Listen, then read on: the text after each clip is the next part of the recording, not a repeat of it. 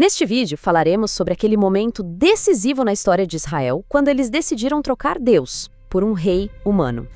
Uma escolha que mudou tudo para sempre. A pergunta que fica é: por quê?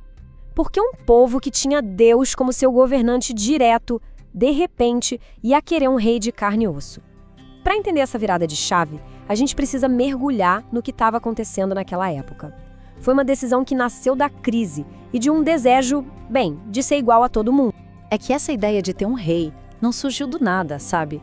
Ela foi o resultado de duas pressões gigantescas que estavam ameaçando a própria existência da nação. A situação era complicada por dois lados. Dentro de casa, a liderança estava falhando. Os filhos do profeta Samuel, que deveriam ser os juízes, eram corruptos. E do lado de fora, a ameaça era constante. Os filisteus eram militarmente superiores, eles dominavam a tecnologia do ferro, tinham um exército organizado, era um perigo real e imediato.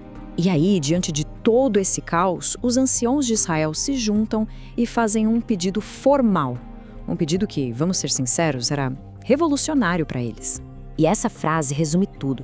Dá-nos um rei para nos liderar, para que a gente seja como as outras nações.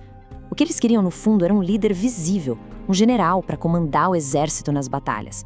Alguém que unificasse o povo, assim como os reis dos povos vizinhos faziam. Era um anseio por segurança, por normalidade.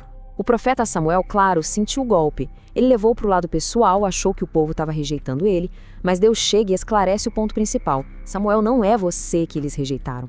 Eles me rejeitaram para que eu não seja mais o rei deles. Ou seja, era uma mudança fundamental de lealdade. Então, antes de atender o pedido, Deus manda um aviso bem sério através de Samuel. Ele basicamente lista o preço de se ter um rei, e não era barato. Recrutamento forçado de jovens para o exército e para trabalhar para o rei, impostos pesadíssimos sobre tudo, e no fim das contas, a perda da liberdade, se tornando servos do monarca. Mesmo com todos os avisos, o povo insistiu. Então, o processo andou.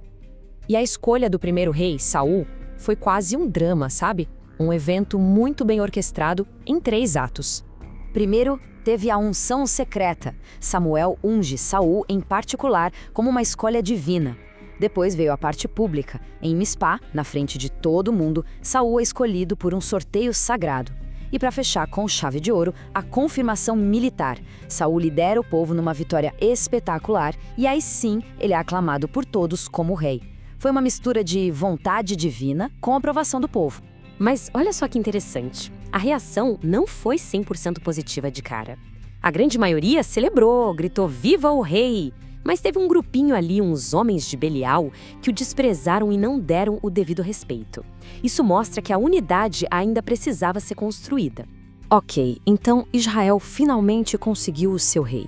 Só que essa monarquia não era para ser igualzinha à dos vizinhos. Ela foi criada com um diferencial fundamental. E aqui está o pulo do gato. O rei de Israel não deveria ser um soberano absoluto. O título dado a ele era Nadid, que significa algo como príncipe ou líder designado. A ideia era que ele governasse sob a autoridade do verdadeiro rei, que era Deus, e que ele estivesse sempre sujeito à palavra de Deus. E a gente vê essa diferença claramente nos reinados de Saul e de Davi, seu sucessor. Saul agiu como se fosse um rei absoluto, se apegando aos seus direitos e ignorando o que Deus falava pelo profeta.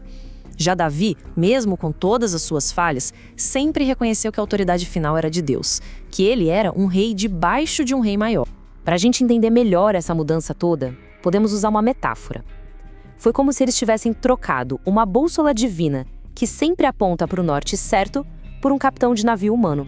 E ter um capitão visível tem suas vantagens, né? Alguém de carne e osso para dar as ordens, para unir a tripulação em meia tempestade. Isso traz uma sensação de segurança, de direção. Só que aí vem a grande questão. Esse sistema só funciona se o capitão humano continuar consultando as estrelas para se guiar, ou seja, se ele continuar submisso à direção divina. E isso nos deixa pensando sobre a natureza do poder, não é mesmo? O que acontece quando quem está no comando para de olhar para cima? Se você gostou desse vídeo, se inscreva no canal. A gente se vê no próximo.